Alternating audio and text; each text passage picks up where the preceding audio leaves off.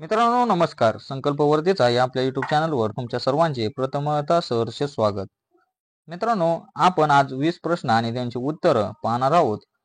ज्यांनी कोणी आपल्या आधीचे व्हिडिओ पाहिलेले नसतील त्यांनी आपल्या आधीचे व्हिडिओ व्यवस्थित असे पाहून घ्या आणि जे कोणी आपल्या चॅनलवर नवीन असेल त्यांनी आपला चॅनल सबस्क्राईब करायला मात्र विसरू नका. मित्रांनो, पहिला प्रश्न बघा. जळगाव जिल्ह्याला टिंबटिंब म्हणूनही ओळखले जाते. आता जळगाव जिल्ह्याला खालीलपैकी कशाने कोणत्या नावाने हे ओळखले जाते? ऑप्शन बघा. गुळाचा जिल्हा, आदिवासींचा जिल्हा, तांदळाचे कोठार आणि अजिंठा लेण्यांचे प्रवेशद्वार.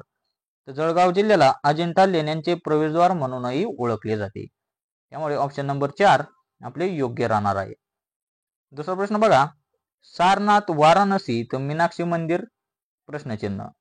तर सारनाथ कुठे आहे? वाराणसी. तर मीनाक्षी मंदिर कुठे आहे? ऑप्शन बघा. विजापूर, मदुराई, आग्रा आणि कर्नाटक. तर मीनाक्षी मंदिर जे आहे ते मदुराई या ठिकाणी आहे. कोणत्या ठिकाणी आहे? मदुराई. त्यामुळे ऑप्शन नंबर 2 आपल्या प्रश्नाचे उत्तर राहणार आहे. तिसरा प्रश्न बघून घ्या. तेलबिया संशोधन केंद्र जळगाव या ठिकाणी तर संत्रा संशोधन केंद्र कोणत्या ठिकाणी आहे?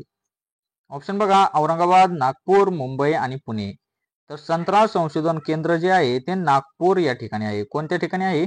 तर नागपूर या ठिकाणी आहे.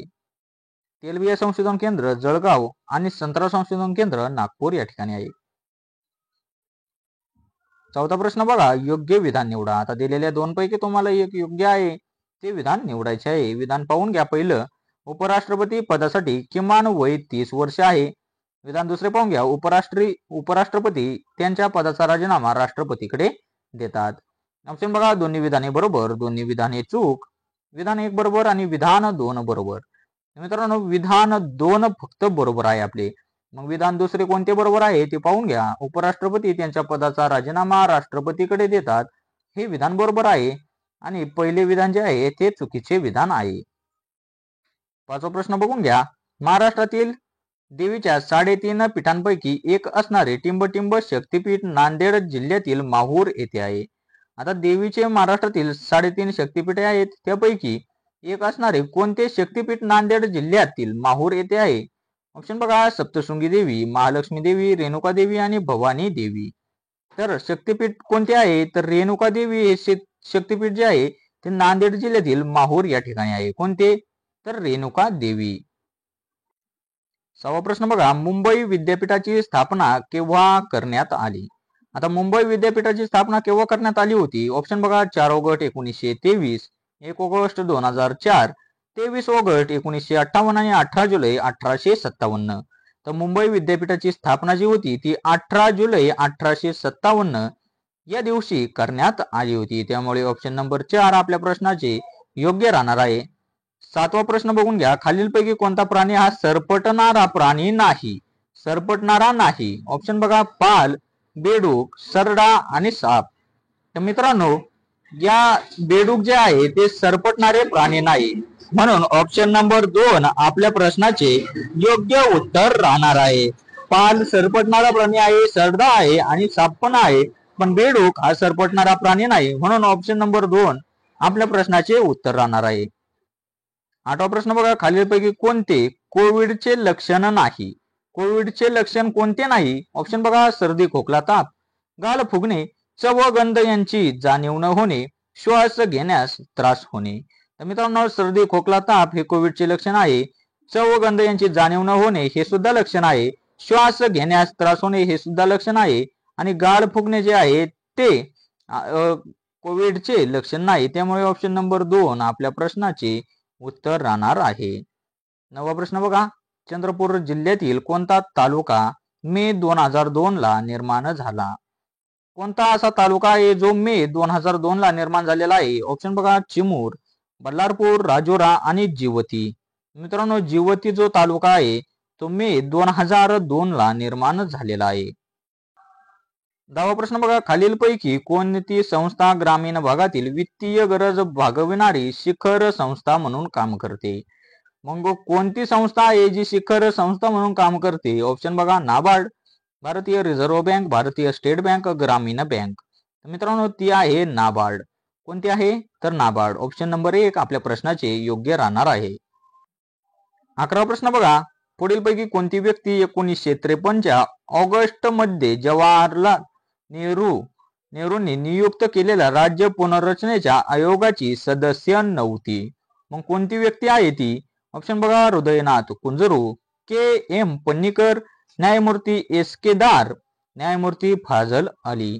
तर मित्रांनो, न्यायमूर्ती फाजल अली होते, के एम पन्नीकर होते, हृदयनाथ कुंजरू होते, पण न्यायमूर्ती एस के दार जे होते ते नव्हते. त्यामुळे ऑप्शन नंबर 3 आपल्या प्रश्नाचे उत्तर आहे.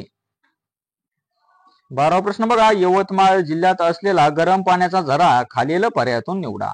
आता यवतमाळ जिल्ह्यात असलेला गरम पाण्याचा झरा कोणता आहे? ऑप्शन बघा, सुपनदेव, सालबर्डी, साव आणि कापेश्वर. तर यवतमाळ जिल्ह्यातील कापेश्वर हा गरम पाण्याचा झरा आहे. कोणता आहे? तर तो आहे कापेश्वर. 13वा प्रश्न बघा, तुर्की या देशाची राजधानी कोणती आहे? तुर्की देशाची राजधानी कोणती आहे? ऑप्शन बघा, लुसाका, विक्टोरिया, अंकारा आणि दोहा.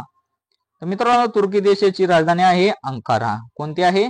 तर अंकारा. ऑप्शन नंबर 3 आपल्या प्रश्नाचे योग्य राहणार आहे. 14वा प्रश्न बघा, कुष्ठरोगाचे लक्षण कोणते आहे ते पर्यायातून निवडा. आता कुष्ठरोगाचे लक्षण कोणते आहे? ऑप्शन बघा, त्वचा कोरडी पडणे, त्वचेवर चट्टे येणे, बोटे झडणे, दिलेले सर्व. तर कुष्ठरोगाचे लक्षण कोणते कोणते आहेत पाहून घ्या. त्वचा कोरडी पडणे, त्वचेवर चट्टे येणे, बोटे झडणे. त्यामुळे ऑप्शन नंबर 4 आपल्या प्रश्नाचे उत्तर राहणार आहे, म्हणजेच दिलेले सर्व. 15वा प्रश्न बघा, योग्य पर्याय निवडा. आता दिलेले 4 पैकी तुम्हाला योग्य पर्याय निवडायचा आहे. ऑप्शन बघा, Bhutan, Tshogdu, Netherland state general, France national assembly. मित्रांनो, याचे योग्य उत्तर आहे ऑप्शन नंबर 1. सर्व पर्याय जे आहेत ते योग्य आहे. त्यामुळे ऑप्शन नंबर 1 आपल्या प्रश्नाचे उत्तर राहणार आहे. 16वा प्रश्न बघा, संत कबीरांनी सत्यालाच काय मानले आहे? संत कबीरांनी सत्यालाच काय मानले आहे? ऑप्शन बघा, मूर्तीपूजा, अंधश्रद्धा, ईश्वर आणि शत्रू. तर संत कबीरांनी सत्यालाच ईश्वर असे मानलेले आहे. काय मानले आहे? तर ईश्वर असे मानले आहे. 17वा प्रश्न बघा, लोकसभेचा कार्यकाळ किती वर्षांचा असतो? आता लोकसभेचा कार्यकाळ किती वर्षांचा असतो? 5, 3, 1 आणि 4. तर मित्रांनो, 5 वर्षाचा लोकसभेचा कार्यकाळ असतो. आताच मागे लोकसभा निवडणूक पार पडली होती, त्याचा निकाल 4 जूनला लागला होता. 18वा प्रश्न बघा, स्नायूंचा अभ्यास करणाऱ्या शास्त्राला टिंबटिंब म्हणतात. आता स्नायूंच्या अभ्यास करण्याच्या शास्त्राला काय म्हटले जाते? ऑप्शन बघा, फिजिओलॉजी, मायोलॉजी, ऑस्टिओलॉजी, कार्डिओलॉजी. तर स्नायूंचा अभ्यास करणाऱ्या शास्त्राला मायोलॉजी असे म्हटले जाते. काय म्हटले जाते? तर मायोलॉजी असे म्हटले जाते. 19वा प्रश्न बघा, टिंबटिंबने टिंबटिंबचा शोध लावला. आता कोणी कोणाचा शोध लावलेला आहे ते ऑप्शन वर तुम्हाला कळवायचे आहे.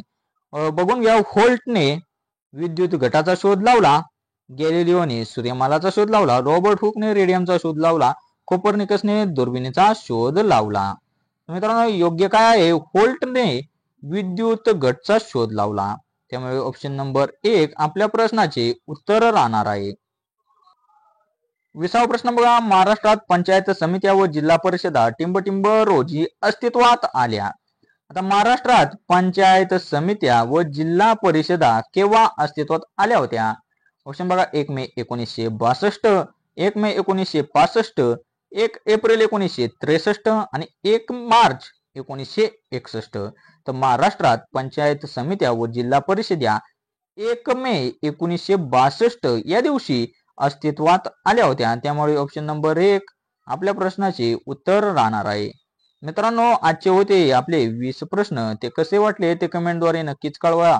आणि जे कोणी आपल्या चॅनलवर नवीन असेल त्यांनी आपला चॅनल सबस्क्राईब करून घ्या आणि आपले आधीचे व्हिडिओही व्यवस्थित असे पाहून घ्या. मित्रांनो, भेटूया अशाच व्हिडिओमध्ये. तोपर्यंत धन्यवाद.